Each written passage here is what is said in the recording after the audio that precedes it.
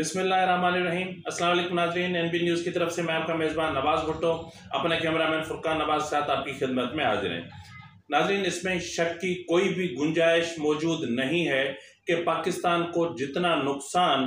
इदारों ने और इदारों के अंदर पलने वाली कॉन्स्पिरेसी थ्योरीज ने पहुंचाया है, इतना नुकसान किसी ने भी नहीं पहुंचाया होगा। और यही बुनियादी वजह है कि आज तक पाकिस्तान में न जमहूरियत जड़ पकड़ सकी है और ना ही जमहूरी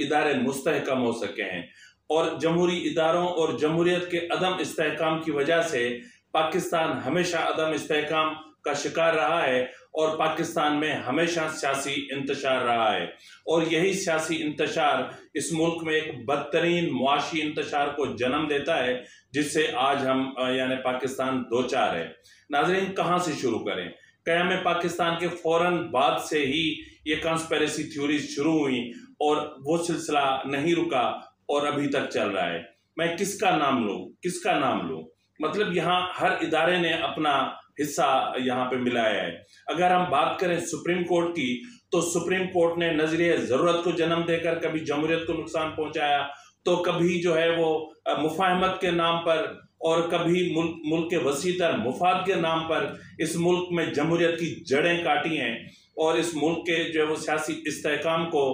इंतशार में तब्दील किया है, तो कभी हमारी इस्टेब्लिशमेंट ने। नाज़रीन, सुप्रीम कोर्ट की तरफ से या दीगर इदारों की तरफ से जो कुछ होता रहा है वो माजी का किस्सा है, लेकिन वो कॉन्स्पिरेसी थ्योरीज आज भी जो है वो कहीं ना कहीं से उनके बीज मौजूद हैं और वो बीज अब भी पनप रहे हैं और आज भी वहाँ कुछ सांप और पल रहे हैं जो जमहूरियत को काट रहे हैं, जमहूरियत को डस रहे हैं और अपना जहर जमहूरियत की नसों में उतार रहे हैं ताकि इस मुल्क में जमहूरियत परवान न चढ़ सके। जी नाजरीन, मैं बात कर रहा हूँ कि जो इदारों ने यानी कुछ इदारे, बस अब खुल के बात करता हूँ, इस्टेब्लिशमेंट ने हमेशा खुद को इस्तेहकाम बख्शने के लिए हमारे जो है सियासी इदारों को यानी सियासतदानों को, सियासी जमातों को इस्तेमाल किया, उनको बनाया, उनको मिटाया, उनको इक़्तिदार में ले आए, फिर उनको इक़्तिदार से हटाया, फिर बनाया। मतलब ऐसा लग रहा है कि जैसे ये इस मुल्क के खुदा बने हुए हैं कि जिसको बिठाना है, जिसको मिटाना है, जिसको इज्जत देनी है, जिसको जिल्लत देनी है, जिसको बादशाही देनी है, जिसको गदागरी देनी है, इन्हीं के अख्तियार में रह गए माज़अल्लाह। लेकिन अफसोस की बात यह है कि इससे इस मुल्क को, इस मुल्क की जमहूरियत को, इस मुल्क के जमहूरी इदारों को, इस मुल्क के सियासत को, इस मुल्क की मईशत और इक़्तिसादियात को कितना नुकसान पहुँच रहा है, इसकी किसी को फिक्र नहीं है। यही सूरत हाल कुछ सुप्रीम कोर्ट की है। लेकिन इस वक्त जैसा कि हम बात कर रहे हैं आज की, तो आज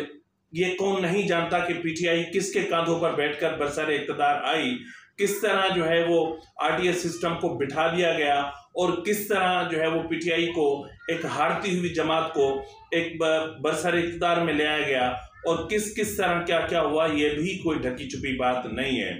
नाजरीन, ये चीज़ पीटीआई खुद एक्सेप्ट कर चुकी है कि उनको कौन लेकर आए और उनको कौन चलाते रहे और इनके इत्तेहादियों को कौन चलाते रहे और इत्तेहादी इनके साथ किस तरह रहे और इत्तेहादी कब चले गए, ये खुद इमरान खान इस चीज़ को कबूल कर चुके हैं और ये कोई ढकी छुपी बात नहीं है। नाजरीन, अगर हम बात करें इस वक्त की, तो पिछले 2-3 महीनों से आप देख रहे होंगे कि इमरान खान ने जिस तरह मुल्क में एक तूफान बपा कर रखा है, वो तूफान एक बद इखलाकी का है, वो तूफान एक जो है वो बद तहजीबी का है, वो जो इंतशार है, वो तूफान जो है वो बद अखलाकी का है। मतलब अब हद हो चुकी है। लेकिन इसके बावजूद इमरान खान जीत रहा है, इसके बावजूद इमरान खान आगे है और 11 जमातें मिलकर भी इस वक्त इमरान खान का मुकाबला नहीं कर पा रही हैं। यानी जो इत्तेहादी हुकूमत जिसको इमरान खान को हटाकर लाया गया, मतलब आज उन्हीं 11 जमातों की हुकूमत को जलील और रुस्वा किया जा रहा है और इस्टेब्लिशमेंट उनके साथ खेल रही है, खिलवाड़ कर रही है, उनके साथ तमाशा कर रही है। अफसोस की बात यह है कि इमरान खान के जराइम सामने हैं, उनकी जो करप्शन के दास्ताने हैं वो सामने हैं।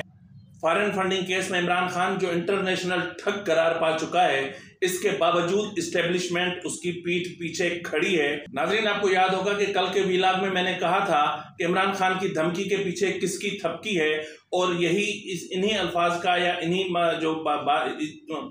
और इन्हीं ख्यालात का इजहार मरियम नवाज साहिबा ने अपनी प्रेस कॉन्फ्रेंस में भी किया था। और उन्होंने कहा था कि अगर जिनका चहेता इमरान खान है वो अगर इमरान खान के पीछे से हट जाएं तो इमरान खान सिर्फ 3 दिन की मार है। तो नाज़रीन, इसमें कोई शक नहीं है, और अब वो सब जो शकों को शुबहात थे अब वो यकीन में बदलते जा रहे हैं, और ये साबित होता जा रहा है कि इमरान खान आज भी इस्टेब्लिशमेंट का लाडला है, और इस्टेब्लिशमेंट आज भी जमहूरियत और जमहूरी इदारों के साथ एक खेल खेल रही है, एक खिलवाड़ कर रही है, एक ऐसा खिलवाड़ के जिसके नताइज आने वाले दिनों में बहुत बुरे और बहुत भयानक निकलेंगे।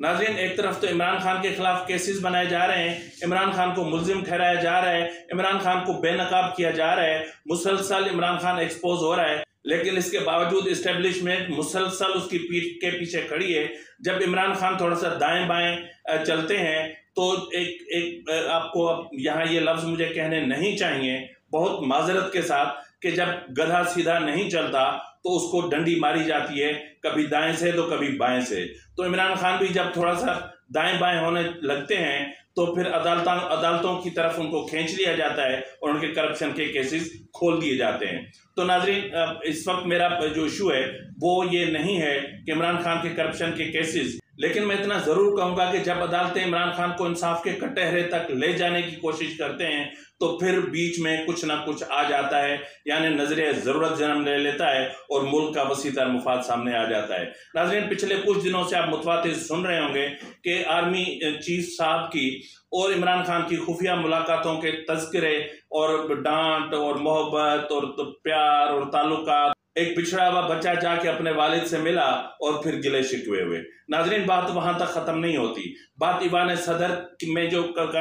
साजिशी बयानिया पल रहा है बात वहां तक भी नहीं होती। एक सदर मुल्कत जिसका होना इस मुल्क के जो इकाइयां हैं उनको जोड़ के रखने के लिए होता है, लेकिन आज वो सदर मुल्कत सिर्फ इमरान खान के दिफा के लिए सरगर्म है। कल तक तो चलो सदर आरिफ अलवी तक बात थी तो ठीक है थी, क्योंकि आरिफ अलवी इस वक्त भी पीटीआई का कारकुन है, पीटीआई का ही हिस्सा है और पीटीआई का हिस्सा रहेगा। लेकिन इस वक्त जो चीजें बाज़गश्त कर रही हैं वो बहुत बड़ी हैं, यानी ऐसी चीजें बाज़गश्त करने लगी हैं कि आज जब मैंने सुना तो मेरे मतलब यूं सुने समझें कि मेरे रोंगटे खड़े हो गए। जी नाजरीन, साबिक ISI चीफ, साबिक कोर कमांडर पिशावर और मौजूदा core commander Bahawalpur general Faiz Hamid साहब जो चीफ ऑफ आर्मी स्टाफ बनना चाहते हैं और इसके लिए इमरान खान के कांधों को इस्तेमाल कर रहे हैं, लेकिन इमरान खान को ये सोच लेना चाहिए कि जो है वो क्या फैज हमीद के कांधे कल उसके काम आएंगे कि नहीं आएंगे। तो जी नाजरीन, इंतहाई हैरानकुन बात है कि जनरल फैज हमीद साहब मुतहरिक हो चुके हैं और बाज़ाब्ता मुतहरिक हो चुके हैं, और इंतहाई अहम ज़राए का कहना है कि जनरल फैज हमीद साहब ने गुज़िश्ता दिनों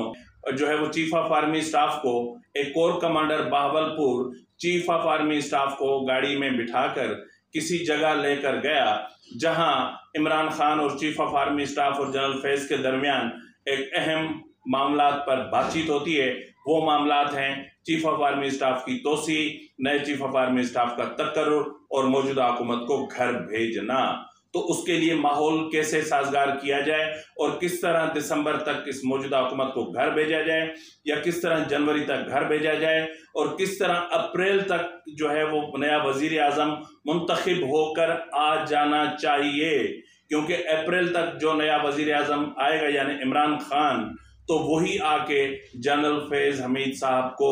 चीफ ऑफ आर्मी स्टाफ तैनात कर सकता है। तब तक चीफ ऑफ आर्मी स्टाफ को तोसी देने पर इत्तेफाक हो चुका है। नाज़रीन, इस वक्त उसके लिए एक माहौल बनाया जा रहा है। आपने देखा होगा कि गुज़िश्ता रोज बनी गाला में मुसलसल इजलास होते रहे और इससे पहले एक इजलास जो है वो खैबर पख्तूनख्वा हाउस इस्लामाबाद में भी हुआ, जहां पीटीआई की क़यादत ने या पीटीआई की लीडरशिप ने उसमें शिरकत की और उस इजलास में इंतहाई अहम उमूर पर तबादला ख्याल किया गया और ये तय किया गया कि अब जो धरना होगा वो अपना डी चौक पर नहीं होगा। अब धरना या तो फैजाबाद इंटरचेंज पर होगा या फिर धरना इस्लामाबाद की तरफ और आने वाले तमाम दाखिली और खारजी रास्तों पर होगा, यानी इस्लामाबाद का टोटल लॉकडाउन। और ये धरने इस्लामाबाद की जो जोग्राफियाई हदूद हैं उनसे पीछे किए जाएंगे ताकि उन पर इस्लाम में जो वफाकी कानून है या वफाकी हुकूमत का जो वफाकी पुलिस की जो हदूद हैं वो उन पर लागू ना हो सकें और वो गिरफ्तार ना हो सकें। तो इसके लिए लाजमी है कि फिर पंजाब हुकूमत का बचा रहना। इस वक्त पंजाब हुकूमत तो जाती दिखाई दे रही है क्योंकि अगले हफ्ते जो है वो आसिफ जरदारी इस्लाम अपना लाहौर में डेरे डालने वाले हैं और तब तक वहां से नहीं उठेंगे जब तक परवेज इलाही की हुकूमत का इक़्तिदार का खात्मा नहीं आता या नहीं होता। तो नाज़रीन, इस तनाजुर में अब वो कह रहे हैं कि पंजाब की जो सूरत हाल है इससे पहले कि बिगड़ जाए तो उससे पहले लॉन्ग मार्च की डेट फौरन दे दी जाए, यानी फौरन। और इधर अब आसिफ जरदारी की कोशिश है कि इससे पहले कि लॉन्ग मार्च की डेट आ जाए और इमरान खान अचानक लॉन्ग मार्च कॉल कर दें तो पंजाब में एक तब्दीली की बुनियाद डाल दी जाए और तहरीक अदम एतमाद पेश कर दी जाए। मुमकिन है कि पीर या मंगल को तहरीक अदम एतमाद पेश हो जाए। तो इसके लिए सारा माहौल साजगार हो चुका है और तमाम मामला तय पाए जा चुके हैं और वजारत आला की तैनाती का जो अख्तियार होगा वो चौधरी शुजात साहब के हवाले कर दिया गया है। तो इस वक्त जो एक माहौल बनाना था वो बनाया जा रहा है और जो है वो जाहिर है कि जब इस्लामाबाद का लॉकडाउन कर दिया जाएगा तो ऐसी सूरत हाल में उन इदारों को जिनकी इक़्तिदार की भूख कभी मिटती ही नहीं, यानी इस्टेब्लिशमेंट की इक़्तिदार की भूख कभी नहीं मिटी, क़याम पाकिस्तान से लेकर इस्टेब्लिशमेंट इक़्तिदार में हिस्सेदार रही है, यानी उनकी मर्जी से इक़्तिदार की जो सम्राट हैं वो बांटे जाते हैं। यानी इक़्तिदार का जो सर चश्मा है पहले अवाम हुआ करते थे, लेकिन बदकिस्म कहने में सिर्फ नारों की हद तक अवाम हुआ करते थे और जिन्होंने ताकत का सर चश्मा अवाम को बनाया था उनको फांसी पे चढ़ा दिया गया, उनका जुडिशल मर्डर कर दिया गया। तो इस वक्त जो सूरत हाल है वो ये है कि इमरान खान के पीछे जो अवाम है वो महज अवाम है क्योंकि उसको लाया जाता है, असल अवाम नहीं है, असल अवाम वोटर है। जिस तरह कल मैंने कहा था कि इस तरह तो टीएलपी के जलसे भी बहुत बड़े होते हैं, इस तरह मौलाना फजल रहमान के जलसे भी बहुत बड़े होते हैं, तो फिर उनको कौमी असेंबली में या सूबाई असेंबलियों की इतनी सीटें क्यों नहीं मिलती? उसकी एक बहुत बड़ी बुनियादी वजह है, वो ये कि इस्टेब्लिशमेंट किसी भी सूरत में मजहबी जो सियासत करने वाले हैं या जो मजहब के उस पर सियासत करते हैं उनको वो पार्लियामेंट में किसी भी तरीके से बाख्तियार नहीं देखना चाहते, या उनकी इतनी तादाद पार्लियामेंट में या पार्लियामेंट्स में या सूबाई, कौमी और सेनेट में नहीं देखना चाहते कि उनके लिए कल मसाइल पैदा हो सकें। तो इसलिए इस्टेब्लिशमेंट सब कुछ हर चाल सोच समझ के खेलती है। आज भी जो चाल है वो इंतहाई सोच समझ के खेली जा रही है। अब देखना ये है कि इस चाल के नताइज कब सामने आते हैं और मे भी इमरान खान आइंदा हफ्ते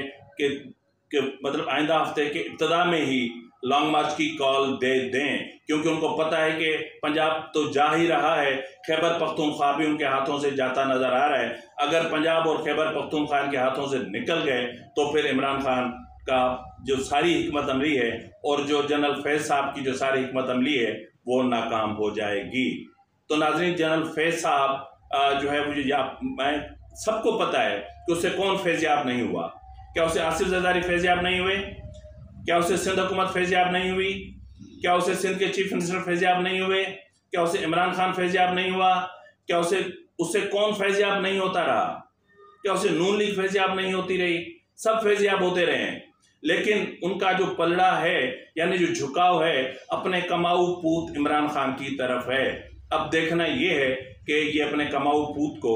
किस तरह इक़्तिदार में लाते हैं और किस तरह 2/3 अक्सरियत के साथ लाते हैं। इसी के साथ ही अपने मेज़बान नवाज भुट्टो को इजाज़त दीजिए। अल्लाह हाफ़िज़।